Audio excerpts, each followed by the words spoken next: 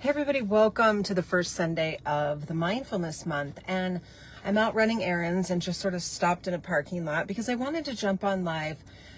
And I really want to get this idea across before we get too far into the month of November. Here's what I have experienced in my life of mindfulness. I feel like every time we are intentional with an activity, a conversation, a task, a chore, we are practicing and developing the skills for the game. Think about it this way. If you had a deep interest in, let's say, playing soccer, and you really wanted to play on a team, before you would go to the championship game, you would have to develop some skills. You would have to practice kicking and dribbling and running.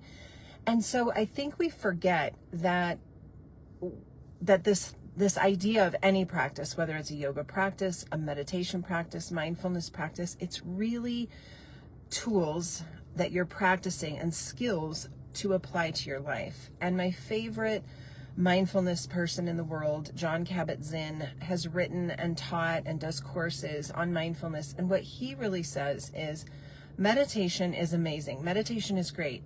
But mindfulness is meditation in action. It is taking a simple task that you do every day and being incredibly mindful while you do it.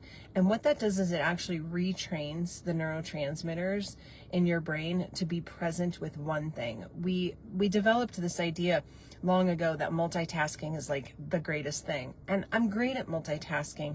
However, when I'm multitasking, I feel that my stress in my body raises, my emotions get a little less stable because I have so many things firing in my brain.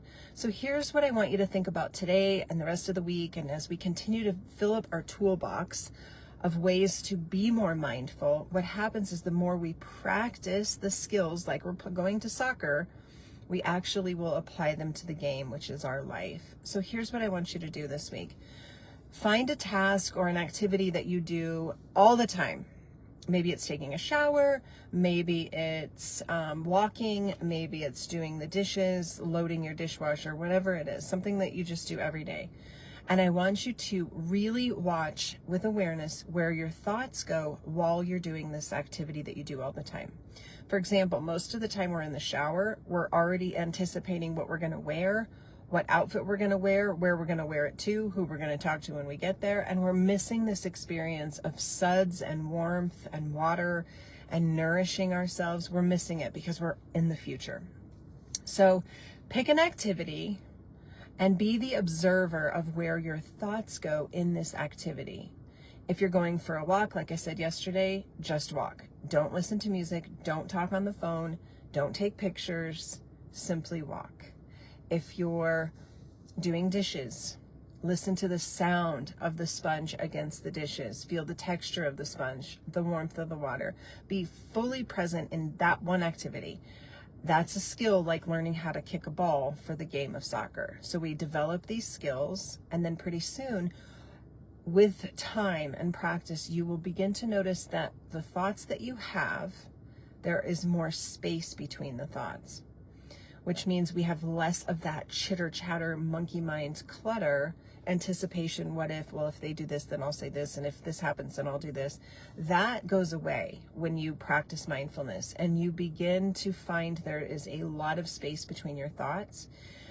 And isn't that really what we're looking for, is to have clarity, space between. In a yoga practice, we look for space between each transition of the body. We look for space in the body. We look for space in the breath. And mindfulness is similar to yoga practice in that we're practicing, developing, and honing the skills to be present. When we're present, then when we're triggered, we have cultivated this idea of space before we vomit our response. Okay? So if we're in a hard conversation with somebody, or we feel the need to be defensive, with a practice of mindfulness in place and you're developing and honing these skills, you're less likely to react to that person's statement than if you don't choose to participate in mindfulness. When we're not mindful, we're looking to defend, we're looking to argue, we're looking to not listen.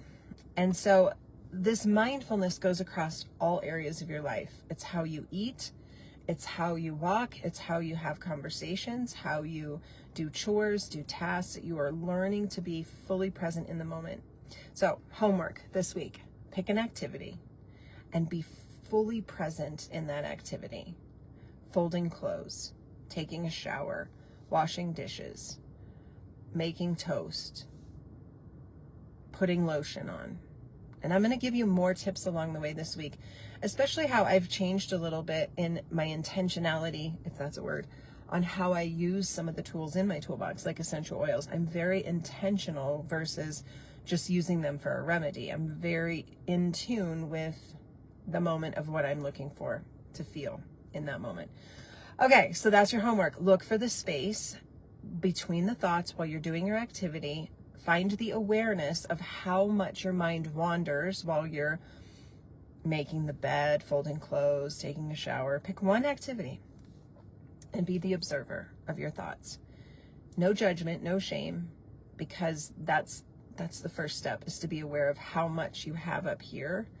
And we're going to look to open that up and have a lot of space between thoughts. And when we have space between thoughts, we're calmer, we're happier, we're better. We kind of hum through life, and it's a good thing. So that's your homework. I'm going to try to pop on live every few days and just check in. So ask questions, give me comments, give me feedback.